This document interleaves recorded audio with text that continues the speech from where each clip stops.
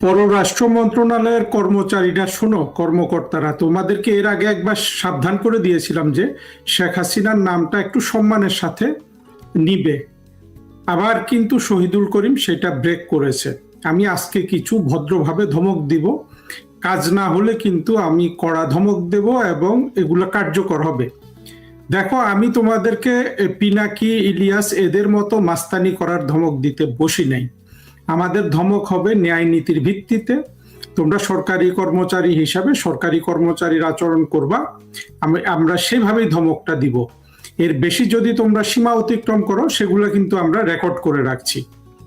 এই যে গতকাল শহীদুল করিম যেটা পড়লো, তারেক রহমান যে ভারত সফর যাবে কি যাবে না, 2 দিন পর পর ওরা একটা বড় লম্বা একটা একটা একটা ফিরিস্তি ইস্যু করে শেখ হাসিনার নামে।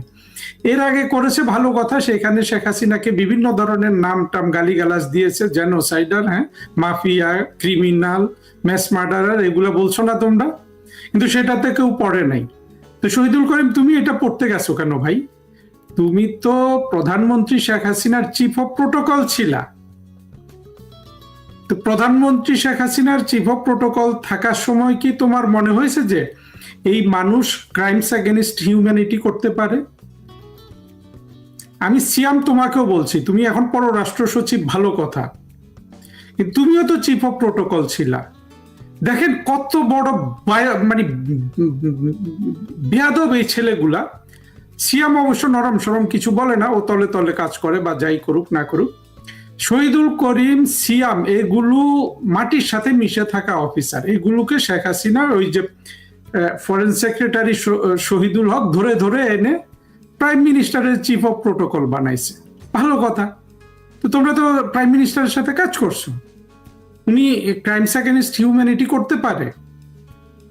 এখন বলবা, পরে বলবা যে আমাকে ধমক দিয়ে করাইছে। ধমক দিয়ে তুমি করবা কেন? তুমি একজন সরকারি কর্মচারী, সরকারি কর্মচারীর আচরণ করো। তুমি দলীয় ক্যাডারের মতো কথা বলবা কেন? তুমি জামাত শিবিরের মতো কথা বলবা কেন? যদিও আমি জানি তোমরা জামাত শিবির, সেগুলো অতীতে হিসাব হয় নাই, ভবিষ্যতে হিসাব হবে না। হ্যাঁ, তারেক রহমানের সরকার থাকবে, তোমরা দেখছো না সরকারটা কিচ্ছু পাচ্ছে না। গ্যাস দিতে পারে না বলে শেখ হাসিনা গ্যাস দিচ্ছে না, বিদ্যুৎ দিতে পারে না বলে শেখ হাসিনা বিদ্যুৎ দিতে পারছে না। তোমাদের কাছে এটা মনে হয় না যে শেখ হাসিনা 2024 সালে চলে গেছে, এখন তারেক রহমানদের, জাহেদদের আবদার হইলো যে কেন উনি ওদের জন্য পর্যাপ্ত গ্যাস, ইলেকট্রিসিটি কারখানার মধ্যে রেখে গেল না? কি আবদার! দেখেন বাংলাদেশের জঙ্গিগুলা, মানে এই যে জামাত শিবির, এই এই এই এই পথের লোকগুলার আবদারটা বড় মজার। আমরা কিন্তু চিন্তা করে দেখছি না যে ওদের আবদার হলো যে শেখ হাসিনাকে ওরা মেরে ফেলবে, বঙ্গভবনে খুন করবে, শেখ হাসিনা থেকে ক্ষমতাচ্যুত করবে, কিন্তু ওনাকেই ওদের জন্য বিদ্যুৎ রেখে যেতে হবে। সেটা 2 বছর পরে হলেও 10 বছর পর্যন্ত ওদের জন্য বিদ্যুৎ জমা রেখে যেতে হবে, ওদের জন্য গ্যাস জমা রেখে যেতে হবে, ওদের জন্য সার রেখে যেতে হবে, ওদের জন্য খাদ্য রেখে যেতে হবে। ওরা নিজেরা কোনো কিছু প্রডিউস করবে না বাংলাদেশের মানুষের জন্য, কিন্তু শেখ হাসিনা যদি 10 বছরের অগ্রিম রেখে না যায়, শেখ হাসিনা দায়ী হয়ে যাচ্ছে। এই আবদার বাংলাদেশের মানুষ বেশি দিন মানবে? সবাই জামাত শিবির জঙ্গি হেফাজত হয়ে গেছে, আমরা কিছু না বাংলাদেশের? এই জিনিসগুলো তোমরা বোঝো না। তোমরা যতই জামাত বিএনপি করো, তোমরা তো বিভিন্ন জায়গায় পড়াশোনা করছো, তারপরে ফরেন সার্ভিসে ঢুকছো। শহীদুল করিম তুমি ইঞ্জিনিয়ার, সিয়াম তুমিও ইঞ্জিনিয়ার, বুয়েট পাশ করা। যদিও বুয়েটে আমরা দেখছি যে বেশিরভাগই আসলে জঙ্গি। এগুলা অত্যন্ত দুঃখজনক যে বাংলাদেশের, আমরা কিন্তু এরপরে মুক্তিযুদ্ধের চেতনা সরকার বাস্তবায়ন করলে বুয়েটে কিন্তু আমরা যথেষ্ট, এইখানে কিন্তু আমরা খড়গহস্ত হব। কিভাবে বুয়েট থেকে এত জঙ্গি প্রডিউস হয়, কিভাবে বুয়েট থেকে শহীদুল করিম আর সিয়াম প্রডিউস হয়, এগুলা কিন্তু এবার পরীক্ষা নিরীক্ষা করে দেখা হবে। তোমরা যা করেছো না 2024-এ, যেই অন্যায় বাংলাদেশের উপর হয়ে গেছে, যে অন্যায় শেখ হাসিনার উপর হয়ে গেছে, সেগুলোর মধ্যে কিন্তু এই স্ক্রুটিনিটাও পড়বে অটোমেটিক। শহীদুল করিমদের মতো ছেলেরা, সিয়ামের মতো ছেলেরা তো ফরেন সার্ভিস দূরে থাক, এদেরকেই আমরা বুয়েট থেকে টেনে নিয়ে হাটহাজারী মাদ্রাসায় ঢুকাবো। হাটহাজারী মাদ্রাসায় ঢুকায় সেই এখন যারা আছে বাবু নগরী টগরী, এদের হাতে আমরা কিন্তু তোমাদেরকে তুলে দিব। তোমরা ওইখানে মানুষ হবা, মানুষ হবা, আর তোমরা ওইখানে যা যা হয়, তোমরা তো বড় হয়ে গেছো, তোমাদেরকে হয়তো ওইভাবে পেছন থেকে আক্রমণ করবে না, তোমরা আক্রমণ করবা। তোমাদের তো এটাই কৃষ্টি কালচার, তাই না? যা হোক, হয়তো বেশি মজা করছি, কিন্তু মজা করার জন্য এই ভিডিও করছি না। এইরকম পরিস্থিতি করতে হবে তোমাদেরকে। কিভাবে এই বাংলাদেশ থেকে কিভাবে জামাত শিবির সমূলে উৎপাটন করতে হয় সেগুলা কিন্তু আমরা এখন এই যে ঠান্ডা মাথায় কিন্তু পরিকল্পনা করছি। হ্যাঁ, না তোমাদেরকে আমরা ওই রকম করবো না। তোমরা যেভাবে দীপু দাসকে মেরে ফেলেছ, আধা মৃত দীপু দাসকে পিটতে পিটতে আগুন লাগিয়ে দিছ, এইটা আমরা করব না। তোমরা যেভাবে ওই যে একটা পীরকে কবর থেকে তুলে এনে তার লাশ পুড়িয়ে দিয়েছ, আরেকটা পীরকে তোমরা কিন্তু মেরে ফেলেছ, মনে আছে? সব পীর কিন্তু, ওরাও পীর তোমরাও পীর। পীরকে মারে। কোনো নাস্তিক কোনো পীরকে মারতে যায়? কোনো সেকুলার কোনো পীরকে মারতে যায় না। এই জঙ্গিগুলাই কিন্তু দেখেন বাংলাদেশে সব ধরনের এই ধরনের আপনার অনাচার সৃষ্টি করে যাচ্ছে। আমি আসলে একটু বারবার আসলে হয়ে যাচ্ছে, আসলে সার্বিকভাবে বর্ণনা করতে মন চায় তো, কিন্তু বেশি সময় নিব না। শহীদুল করিম, তুমি বড় অন্যায় করেছো। তুমি কেন প্রতিবাদ করলা না? তুমি কেন খলিলকে গিয়ে বললা না এটা পলিটিক্যাল স্টেটমেন্ট আমি দিব না? আমি বিসিএস অফিসার, আমি ডিপ্লোম্যাট, আমি সরকারি কর্মচারী। তোমার তো এটা বলার দরকার নাই যে তুমি শেখ হাসিনার চিফ অফ প্রোটোকল ছিলা। চিফ অফ প্রোটোকল শিবিরেরই ছিল বেশিরভাগ, এগুলো আমরা জানি। তার জন্য কিন্তু ভবিষ্যতে আওয়ামী লীগের লোকজনকে জবাবদিহি করতে হবে কিভাবে শহীদুল করিম গিয়ে শেখ হাসিনার চিফ অফ প্রোটোকল হয়ে যায়। চিন্তা করেন, শেখ হাসিনার চিফ অফ প্রোটোকল রাজনৈতিক স্টেটমেন্ট পড়তেছে ফরেন মিনিস্ট্রির ডায়াসে দাঁড়ায় যে শেখ হাসিনা আমি যেভাবে বলছি এইভাবেই সম্মানিত করতে হয়। 20 বছরের বাংলাদেশের প্রধানমন্ত্রী, জাতির জনকের কন্যা। এগুলো মনে রাখবা না শহীদুল করিম? সব বাদ দাও, তুমি তোমার স্বার্থটা কেন বুঝতেছো না? তুমি দেখতেছো না তোমার প্রিয় প্রধানমন্ত্রী কিচ্ছু পাচ্ছে না? এই সরকার টিকবে না। এই সরকার, তোমরা তো ডিপ্লোম্যাট, কিছু তো অভিজ্ঞতা আছে, অনেক দূর তো গেছো। শেখ হাসিনা দেখো শহীদুল করিম, তোমাকে কিন্তু সবচেয়ে তোমার 3 ব্যাচ উপরের লোকজন রাষ্ট্রদূত হইতে পারে নাই, তুমি আগে রাষ্ট্রদূত হয়ে গেছো চিফ অফ প্রোটোকল থাকার এই সুযোগ নিয়ে। ভুটানের রাষ্ট্রদূত হয়ে তুমি 4 বছর আগে রাষ্ট্রদূত হয়ে গেছো, তোমার ব্যাচমেটদের আগে হয়ে গেছো না? এখন এগুলো একটু মনে হয় না কৃতজ্ঞতা প্রকাশ করার জন্য, যে না আমি শেখ হাসিনার বিরুদ্ধে স্টেটমেন্ট দিব না? কি হইতো, তোমাকে ওএসডি করতো। ওএসডি করলে 2 দিন পরে শেখ হাসিনা এসে তোমাকে পুরস্কৃত করতো না? তোমার এখনই মাথার ঘাড় গর্দান লম্বা হয়ে গেছে, তুমি ক্রাইমস এগেনস্ট হিউম্যানিটি বলছো। তুমি বলো না, তুমি শহীদ আমাকে বলো, Sheikh Hasina crimes against humanity করতে পারে? শেখ হাসিনার একজন স্টাফ অফিসার হিসাবে তুমি এটা বলো না আমাকে যে সে পারে, সে ক্রাইমস এগেনস্ট হিউম্যানিটি করতে পারে? এটা তো তারেক রহমান করছে। 21শে আগস্ট গ্রেনেড হামলা মেরে সবাইকে উড়িয়ে দেওয়ার চেষ্টা করছে। তোমরা এগুলা জানো না? বেয়াদব কোথাকার। এখন থেকে শেখ হাসিনার সম্পর্কে কথা বলতে হলে জিহ্বা সামলায় কথা বলবা, জিহ্বা সামলে কথা বলবা। ফরেন মিনিস্ট্রি অন্তত আমি খেয়াল রাখতেছি কে কি করতেছো। তোমরা সরকারি কর্মচারীর আচরণ করবা। তোমাদেরকে আওয়ামী লীগ হওয়ার দরকার নাই। আওয়ামী লীগ বিশাল পার্টি, আমি নিজেই তো আওয়ামী লীগে ভাত পাই না, তোমরা কোত্থেকে পাবা?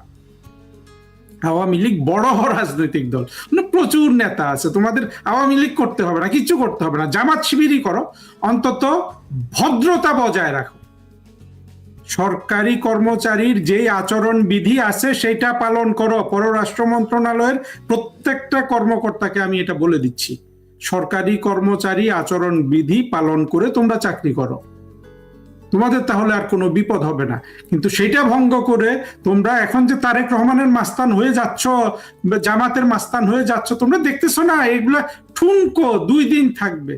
দেশের মানুষের আজকে ত্রাহি অবস্থা, গ্যাস নাই, পানি নাই, বিদ্যুৎ নাই। একটা রিক্সাওয়ালা 32 নম্বরে ফুল দিতে যায়, তাকে পুলিশ মারে, পুলিশের সামনে মাস্তানরা মারে, কেউ ধরে না। এগুলাতে এমনিতেই বিচার হয়ে যাবে। এই বিচারের তোড়ে তোমরা থাকতে পারবা শহীদ? বাংলাদেশে থাকতে হবে না। তোমাদেরকে আমি বারবার বলছি, তোমাদেরকে কোনো রাজনীতি করতে হবে না, তোমরা শুধু সরকারি কর্মচারীর আচরণ বিধি পালন করো। কিভাবে পররাষ্ট্র মন্ত্রণালয়কে এখন বিএনপির এই তারেক রহমানের সরকার একটা মাস্তান দলীয় ক্যাডার বাহিনীতে পরিণত করতে পারলো, কেন পারলো সেটা আমি জানি। তোমরা সবাই বিএনপির সমর্থক, জামাতের সমর্থক, সমস্যা নাই তো। তোমরা তো সরকারি চাকরি করো, সরকারের কোষাগার থেকে বেতন পাও। তোমাদের যা কিছু বেতন ভাতা বাড়ানো এটা শেখ হাসিনাই বাড়িয়েছিল, তাই না? শেখ হাসিনার অনুগ্রহে শহীদ তুমি অনেক আগে 3 বছর আগে রাষ্ট্রদূত হয়ে গেছো, এটা তো শেখ হাসিনা জানেন, আমি জানি, পুরো ফরেন মিনিস্ট্রি জানে। তোমার মাস্তানি করার দরকার কি? তুমি ওএসডি হয়ে থাকো, তোমাকে শেখ হাসিনা পরে অবশ্যই দেখবেন।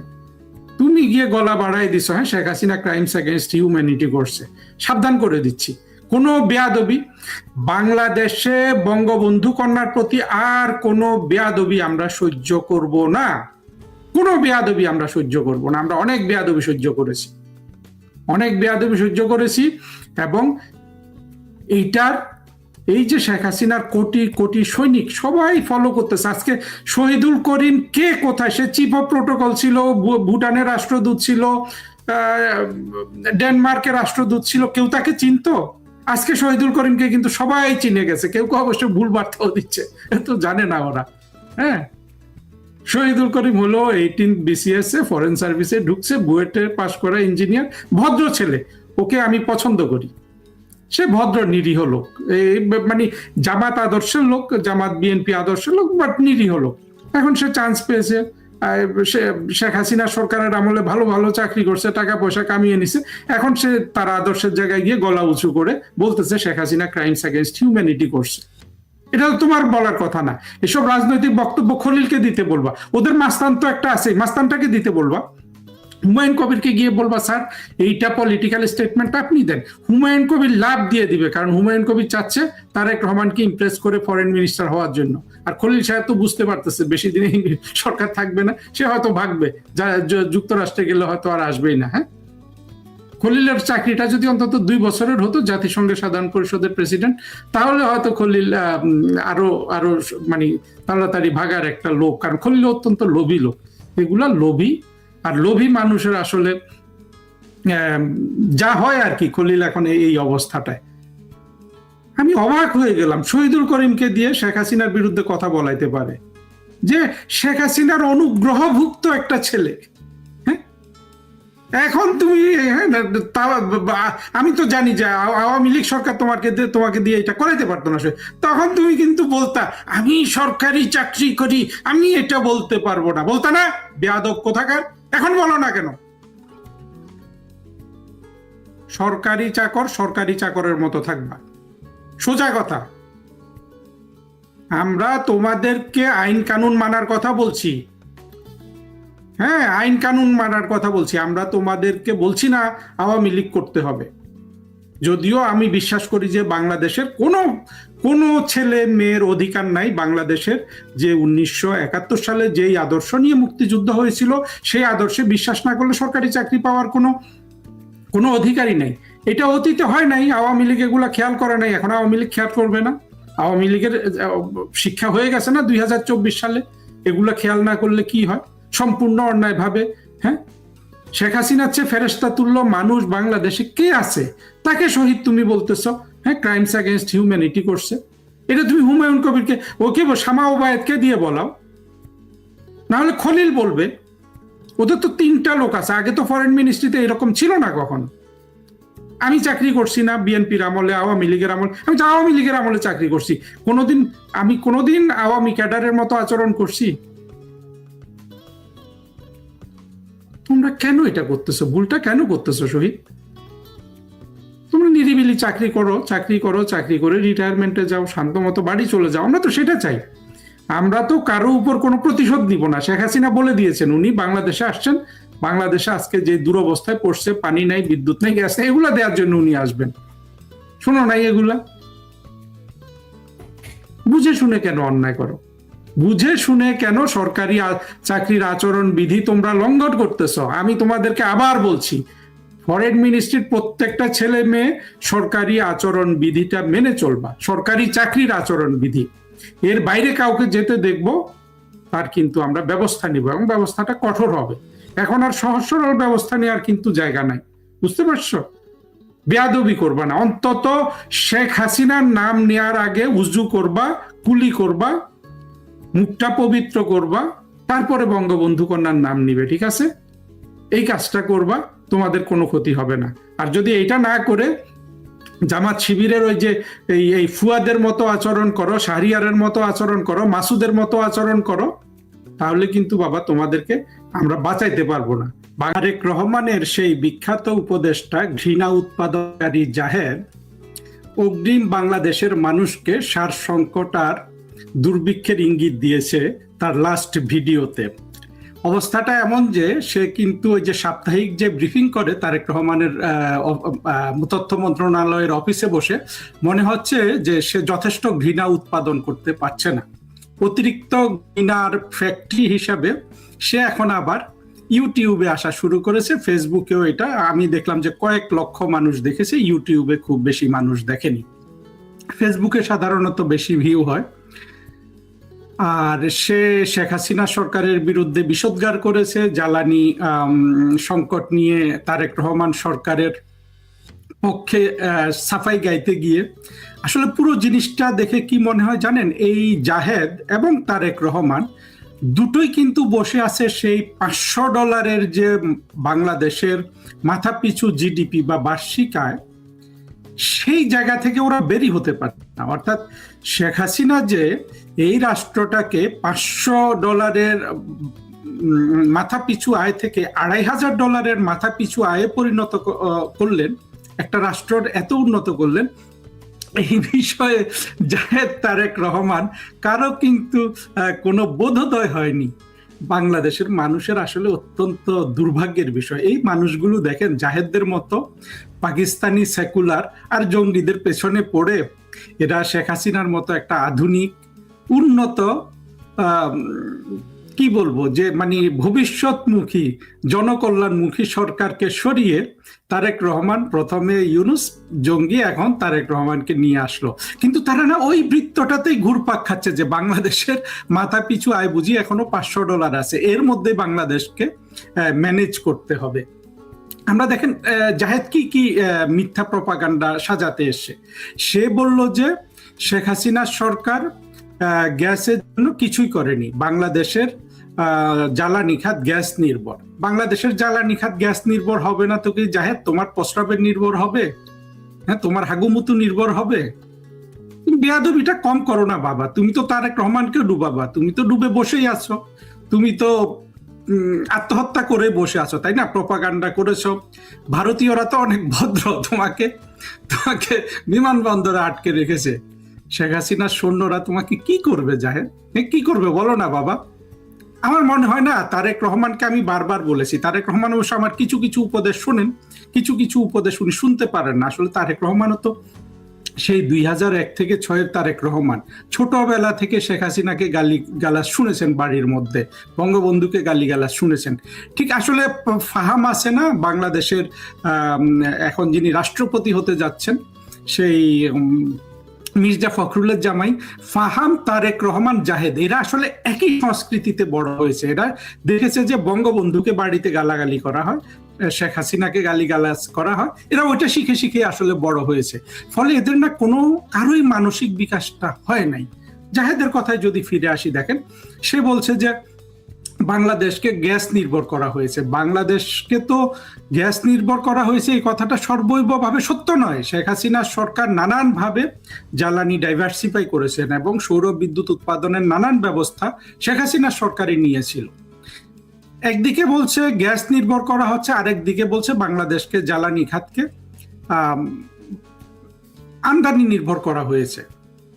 আবার বলছে যে এই জাহেদ একই ভিডিওতে বলছে যে বাংলাদেশে 12 বছরের বেশি গ্যাসের মজুদ নেই। আবার বলছে যে ওইখানে নাকি ওই যে বিভিন্ন জন যে বলে না যে যারা গ্যাস সাধারণত তাড়াতাড়ি তুলে জ্বালিয়ে দিতে চায়, যেটা শেখ হাসিনা এগেনিস্টে ছিলেন। শেখ হাসিনা বলছেন যে আমরা তাড়াতাড়ি এটা সব তুলবো না, আমরা নিজেরটাও ব্যবহার করবো, আমদানিও করবো।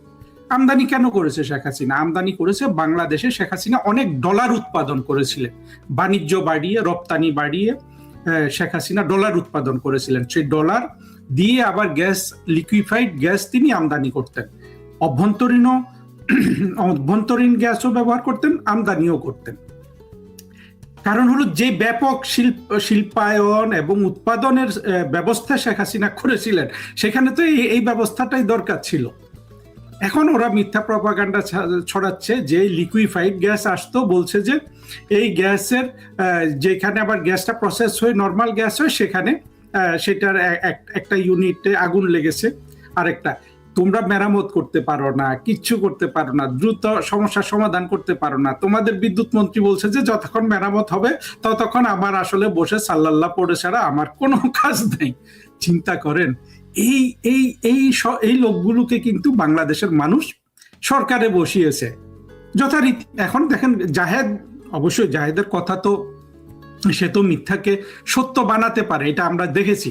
এখন সে ইনিয়ে বিনিয়ে তারেক রহমানের সরকারকে সে প্রোটেক্ট করছে, কিন্তু মানুষ কষ্ট করে যাচ্ছে। এখন কথা হলো যে শুধু জাহেদের কথায় এই চিরা ভিজবে কিনা সেটা আমাদের দেখার বিষয়।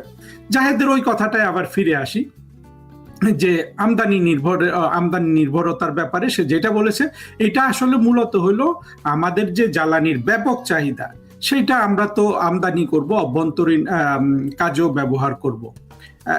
এইটাই সঠিক নীতি ছিল। এখন আমদানি তোমরা হরমুজ প্রণালী দিয়ে করতে পারবা না, সেটার জন্য বলে রাখছে যে হরমুজের দিয়ে যেহেতু তারা আমদানি করতে পারছে না, যেহেতু ইরানকে এই সরকার খেপিয়ে তুলছে বারবার, মানে মার্কিনীদের দালালি করতে গিয়ে, ফলে ও আগাম বার্তা দিয়ে রাখছে যে এরকম চলবে, চলারই কথা।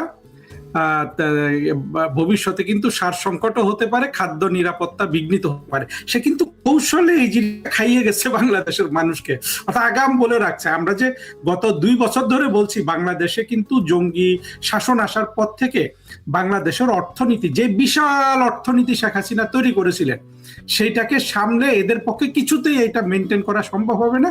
বাংলাদেশ কিন্তু দুর্ভিক্ষে পড়বে, ওরাও এখন বুঝে গেছে দুর্ভিক্ষে পড়বে। এই ভিডিওতে জাহেদ এটা বলেছে, আমার মনে হয় সবাই জাহেদের এই জিনিসটা খেয়াল করবেন। তারপরে এখন তোমরা হরমুজ দিয়ে আমদানি করতে পারবে না, তোমরা যদি এই দুর্বল পররাষ্ট্রনীতি খেলো। আমরা তো দেখলাম ভারতের সাথে কিভাবে ঝগড়া করছে, ভারতের বিরুদ্ধে আজকেও কিন্তু একটা স্টেটমেন্ট দিয়েছে।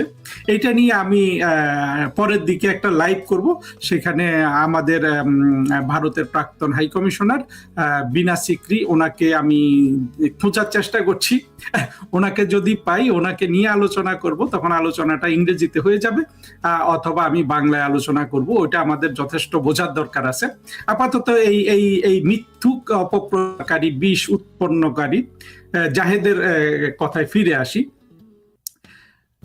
তারপরে দেখেন জাহেদ একই ভিডিওতে বলছে যে 10-12 বছরের বেশি গ্যাসের মজুদ নাই। আরেক জায়গায় বলছে যে কেউ বলছে 50 ট্রিলিয়ন কিউবিক ফিট মজুদ আছে।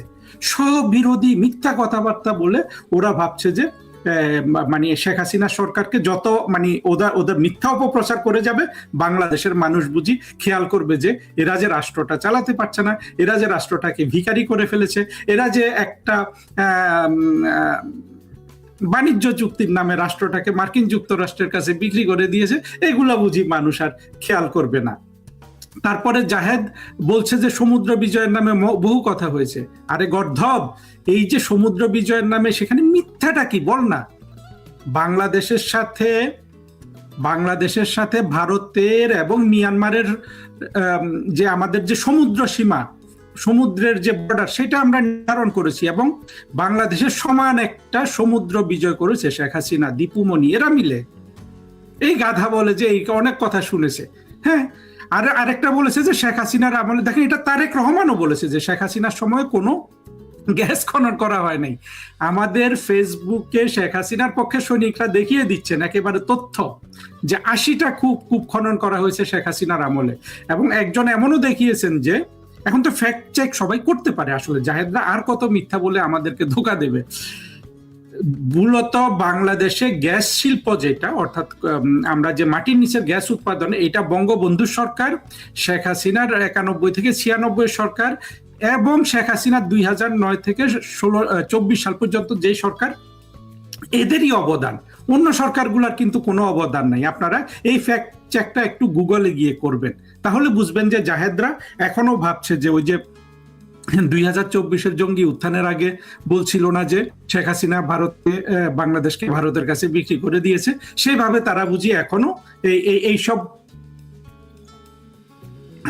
মিথ্যা কথাগুলো বলে তারা এখনো বাংলাদেশের মানুষকে ধরে রাখতে পারবে। এইসব মিথ্যা অপপ্রচার পেলে বাংলাদেশের মানুষ আপনি যত তাদেরকে আপনি বিদ্যুৎ সংকটের মধ্যে রাখেন, যত আপনি গ্যাস সংকটের মধ্যে রাখেন, যত আপনি খুনাখুনির মধ্যে রাখেন, যত আপনি একটা আইন শৃঙ্খলা পরিস্থিতির একটা নৈরাজ্যের মধ্যে রাখেন, যত আপনি তার পেটের ক্ষুধা বাড়তে দেন, যত দুর্ভিক্ষ করেন, কোনো কিছুতে বাংলাদেশের মানুষ কিছু মনে করবে না। তারা ওই ওই ওই জাহেদকেই বিশ্বাস করে যাবে, আর তারা তারেক রহমানের সরকারকে সমর্থন করবে। আমি জানি না এই ধরনের একটা বিষয় হবে কিনা, কারণ বাংলাদেশের মানুষ দেখেন জঙ্গি প্রীতির কারণে শেখ হাসিনা সরকারের বিরুদ্ধে রাস্তায় নেমেছে। এখন জঙ্গি প্রীতির সকল ধরনের তারা আপনার যত কুফল আছে সেগুলা ভোগ করছে। কি কুফল? আপনার অপপ্রচারকারীদের ফাঁদে পড়বেন। জাহেদ এখন ভাবছে যে অপপ্রচার করে বাংলাদেশকে সে শান্ত রাখতে পারবে, তারপরে আপনি অর্থনৈতিক ভাবে আপনি ক্ষতিগ্রস্ত হবেন। এখন ক্ষতিগ্রস্ত তো দূরের কথা, দেউলিয়া হয়ে গেছেন। তারেক রহমানের সরকারের প্রথম 4 মাসে জিডিপি প্রবৃদ্ধি 2.2%। আমার না বলতেও এটা লজ্জা করে। এটা তো আপনার আপনার যে আপনি কোনো একটা জমি ফেলে রাখলে সেখানে যে কচুরলতি হয়, কচুরলতির জিডিপি হলো আপনার 2.2%। তো সরকারের কাজটা কি? আসলে জাহেদের প্রতিটা কথার উত্তর দেওয়া যায়, প্রতিটা মিথ্যা, প্রতিটা শেখ হাসিনার বিরুদ্ধে বিষোদ্গার। কিন্তু জাহেদ তার জাহেদীয় কায়দা দিয়ে, এই জাহেদীয় কায়দা নামে আমাদের একটা ফ্রেজ এখন আবিষ্কার করতে হবে। জাহেদ কিন্তু সব অপপ্রচার করে না। ওই যে পিনাকি, ইলিয়াস, এরা যেমন 100% মিথ্যার বেসিসে অপপ্রচার করতো, সেটা শুধু জঙ্গিদের আপনার খোরাক ছিল। জাহেদ কিন্তু আধা সত্য আধা মিথ্যা দিয়ে অপপ্রচার করে, যেটা সেকুলার পাকিস্তানি বা পাকিস্তানি সেকুলারদের কায়দা।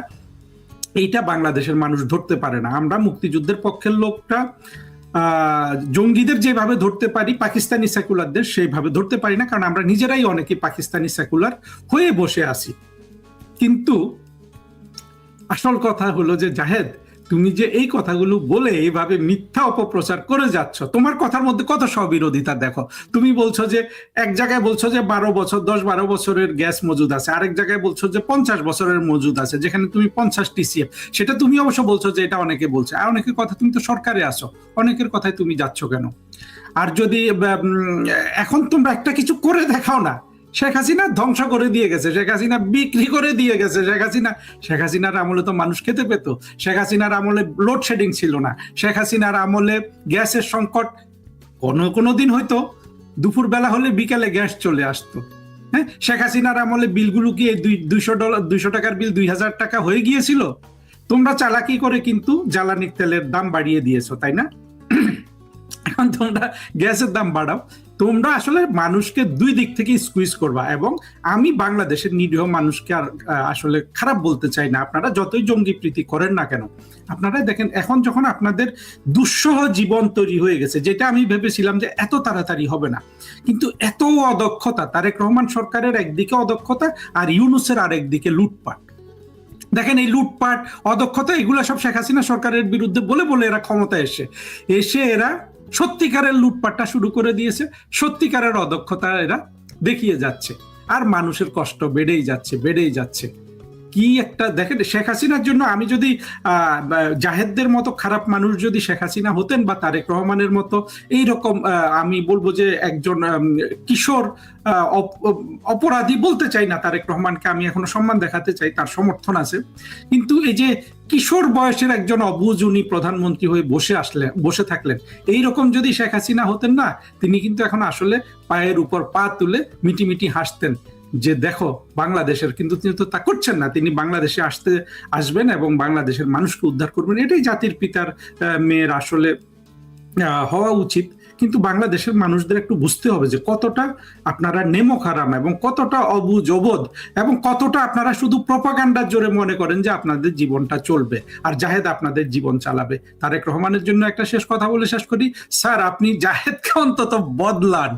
যেই ছেলে বিষোদ্গার করেছে সেই ছেলেকে আপনি যদি এখন আপনার সরকার মিথ্যা দিয়ে প্রপাগান্ডা করুক, কিন্তু আপনি তাকে একটা ট্রেনিং এর ব্যবস্থা করেন যে কিভাবে বিষাক্ত জাহেদ থেকে একটু সেন্সিবল জাহেদ হতে পারে। এই ট্রেনিংটা দেন আমার কাছে, আমার হাতে ছেড়ে দেন না। ওকে আমি 1 সপ্তাহে তৈরি করে দিতে পারি, আমার বড় জোর 10 দিন লাগবে জাহেদকে তৈরি করে দিতে। করেন স্যার, একটু উপকার নেন আমাদের কাছ থেকে, আমরা তো বেগার খাচ্ছি। হ্যাঁ, আমার মনে হয় জাহেদকে আমি 10 দিন ট্রেনিং দিলে জাহেদ অনেক ভালো কিন্তু এই তারেক রহমানকে সেভ করতে পারবে, কিন্তু সে ওই বিষটাই ঝেড়ে যাচ্ছে, মিথ্যাটাই ঝেড়ে যাচ্ছে। আমি তারেক রহমান স্যারকে প্রশ্ন করি, স্যার আপনার ক্ষতি করছে জাহেদ, ওকে বদলান, না হলে আমার হাতে ছেড়ে দিন, 10 দিনের ট্রেনিং এ আমি এই জাহেদকে তৈরি করে দিচ্ছি। ও দেখবেন যে আপনার মিথ্যা বললেও ও কিন্তু বিষ ছড়ানোটা বন্ধ করবে, আর বিষ ছড়ানো বন্ধ করলে আপনার উপকার হবে স্যার। দেখেন আপনি যেটা ভালো মনে করেন, আমরা বলেই যাচ্ছি আমরা বাংলাদেশকে ভালোবাসি এবং আমরা চাই বাংলাদেশ মুক্তিযুদ্ধের চেতনায় প্রতিষ্ঠিত হোক। বন্ধুরা, এখনো দেখছি আপনারা অনেক আছেন এখানে, শুনছেন। আমার আজকে পরের শোটাতে আমন্ত্রণ জানিয়ে যাচ্ছি, আমি কিছুক্ষণ পরে জানিয়ে দিব। এটা 9:30 হবে, আজকে রাত 9:30 হবে। 9:30 সবাই থাকবেন। এই যে ভারতের বিরুদ্ধে ফরেন মিনিস্ট্রিকে যে তারেক রহমানের সরকার জঙ্গিদের মতো লেলিয়ে দিয়েছে, এইটা নিয়ে মূলত আলোচনা করব।